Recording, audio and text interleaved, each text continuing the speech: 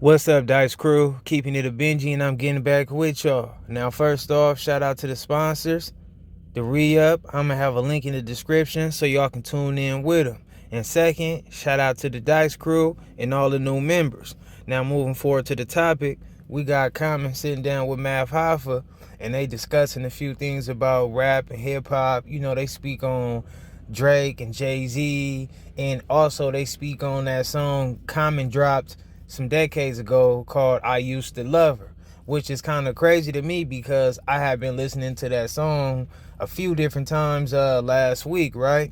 And if y'all ain't familiar with it, that whole song is about just Common breaking down the elevation or evolvement, I don't know if I'm wording that right, of hip-hop and just how it was making transitions, right? I don't know why I can't put them words out there, right? Transitions. And it also has transferred over into a problem between Ice Cube, Mac 10, and them over there at West Side Connection. So let's tune in and see what Common got to say. I'm going to keep it a Benji for y'all doing the reaction. Y'all keep it a Benji for me in the comments. Let's rock. When I started hearing, I don't know what year this was, but when niggas started telling me, man, I got a record out, I just started rapping like 2 months ago. Like, no, for real though. For real. But it was happening. I'm like, it ain't no other profession that you can go into. You can't make it to the league, just starting to hoop 2 months. Yeah. You can't be a doctor, you can't be a policeman. Right. You can't be an accountant. There's nothing.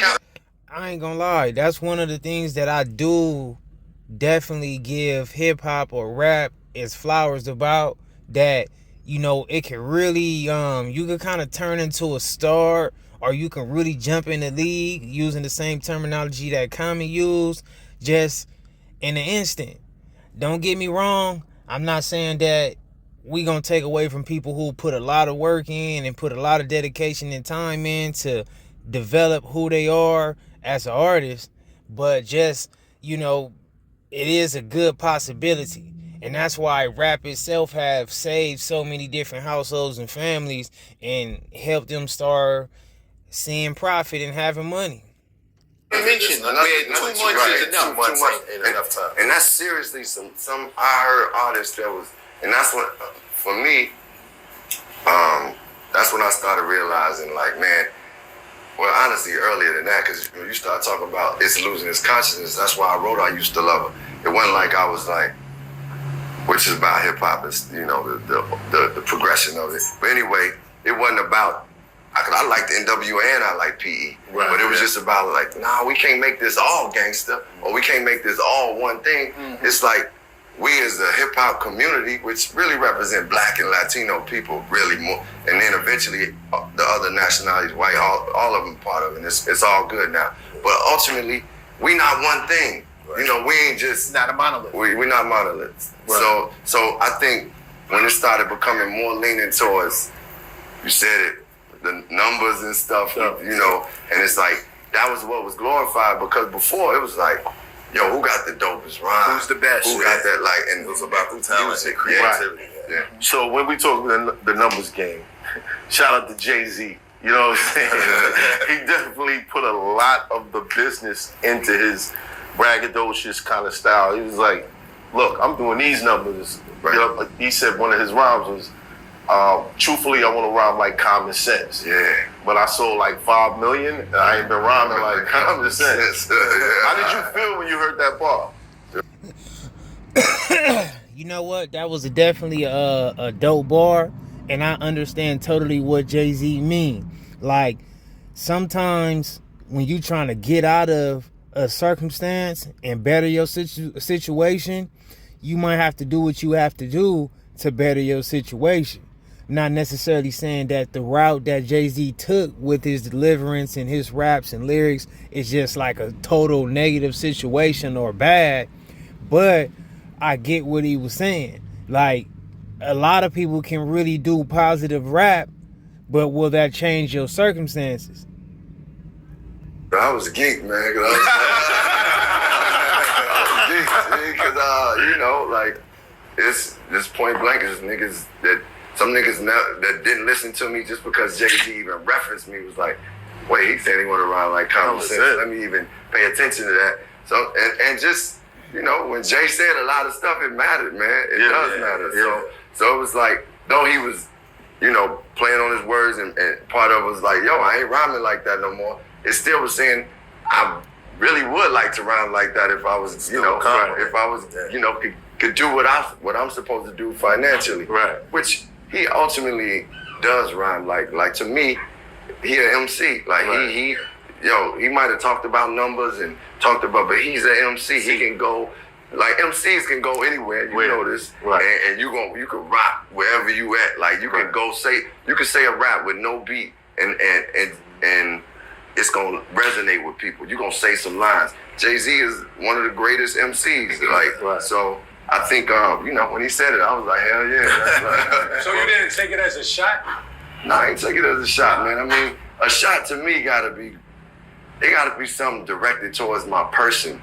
Like Ice Cube. Like Ice Cube. Like Cube. Everybody want to see a rap fight. Yeah, you know, but you gotta be saying something to me that's like almost disrespecting my manhood in a way. Right. Or because if you say I'm whack, I'm like, nah. So what was, you know, and everybody know I'm not. What's the point of that? Yeah, right. What was the Drake line that got you to jump off the porch and? The Drake line was more like subliminals, and I was more like, is this to me or is it not? And you know, at the end of the day, I'm like, I'm about to find out if it's to me. You know, and I'm just go at them and just see what it is, because I wasn't raised before rap. I wasn't raised to be like, yo, you know, smack somebody and go run. Throw stones at my like I'm like, yo, I'm gonna be here. I'm gonna fight you. Like I'm even if I think I'm gonna lose, I'm about to fight you. Mm-hmm. You know, just because if I'm at you, I'm at you, and I'm gonna let you know it's just coming to you. Right. So I was like, man, it's a lot of subliminal. I don't know what, you know, it's gotta. It sounds like you talking. Right. For those that don't know, what was the line? What was the sub? He had a line where he said he was one of Chi-Town's gods, or Chi-Town Nas. Yeah. And then on a Drake line, Stay Scheming, he said it's funny when the gods get to talking like they broads. Come on, man, you giving like not many people knew that was the line. That's the exact line that made me. I saw it when it happened. I was just wondering what.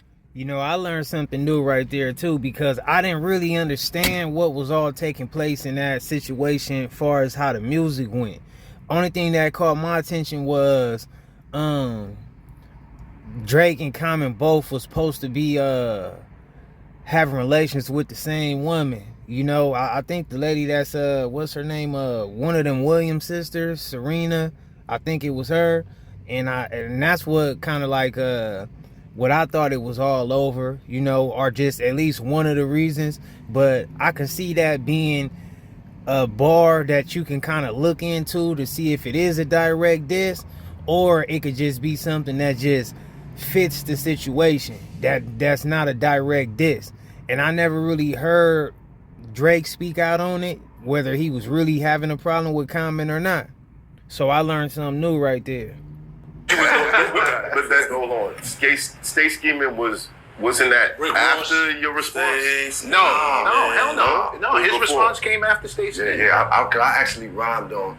I put a verse on Stay Scheming remix. That was my real response.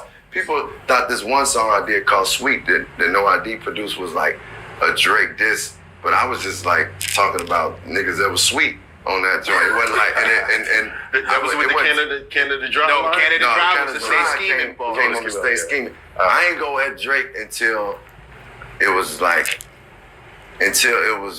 when he said that on Stay Scheming. Mm-hmm. You know, I mean, in raps, sometimes I would write raps and be saying, oh, you soft with it. You might see somebody that you like, oh, this nigga soft.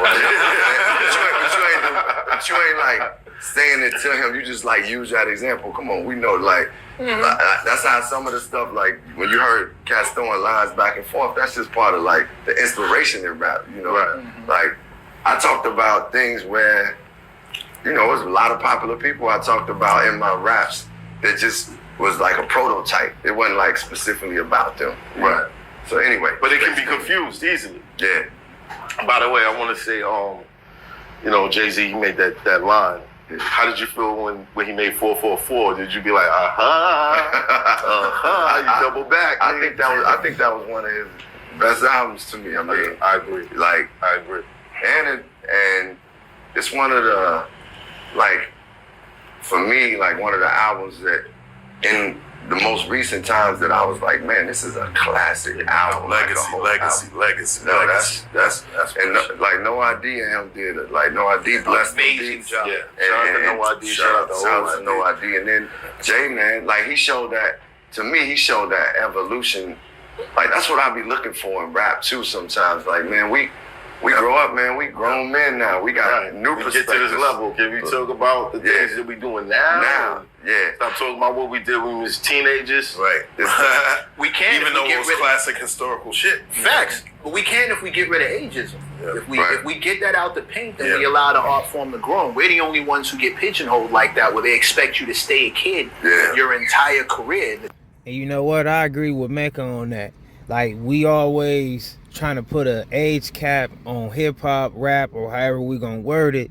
And that's what's taken away from all the different varieties of art that can get put out through the music. You know, we can't put a cap on there because what a person that's 16 delivers is gonna be different than a person that's 40 or a person that's 25, 30, 55, 60, whatever. I think we just gotta learn to, like, even if it's not for you, then that's fine. Just move along to something else that you might be interested in. But let's not bash it. Let's not say stuff like, oh, they need to put the mic down, they need to retire. Let's not use that, because we can learn so much more from people giving us different knowledge from their experiences as they get older and they grow. You know, I feel like it's a beautiful thing at the end of the day. Like I said, you know, I'm a fan. Well, I didn't say it, but, you know, like, I'm a fan of Common. I still like to hear when Jay-Z do those freestyles and not freestyles, but when he get on them features and stuff like that with Khaled and all them, and you know, Ross. I mean, I'm just trying to find certain artists that's up there in age that I definitely still like to hear something that they gotta say, even if it don't have the same core deliverance of what it used to be. So I understand it all. Second you start rapping about something that's not, Andre 3000 has told the entire world that I'm glad Meckham brought him up too, because I definitely like what Andre 3000 be doing too. he doesn't want to rap because he feels like kids can't relate to what he's saying. What I'm gonna rap about, needing glasses, getting a colonoscopy. Meanwhile, yes, nigga, yes. We want to hear you. Yes, you. Whatever you come up with is gonna be Andre 3000 sprinkled. It's gonna be fire. You just have to be the one to do it. Stop. Your age has nothing to do with your talent. It's your how that'll come across. Because it's an audience for everything. You know what I mean? It's an audience that want to hear you talk about burgers and fries and soda pops. It's an audience that want to hear you talk about operas and paintings. It's an audience that want to hear you talk about sports, your real life, your wife, your husband, whatever. It's an audience for it all. Might not be heavy populated like another audience, but at the same time, it's an audience for everything. Right. I mean, for him, I think Lil Wayne responded to that, and he was like, I couldn't understand that because I got so much things to talk about now. Right. You know what I mean? Like, it's broader. But do you feel like there's a Shout out to Wayne. I get what he's saying. a little space in your childhood where music means a lot more than in the rest of your life? Man, that's a really good point. Besides immediate family,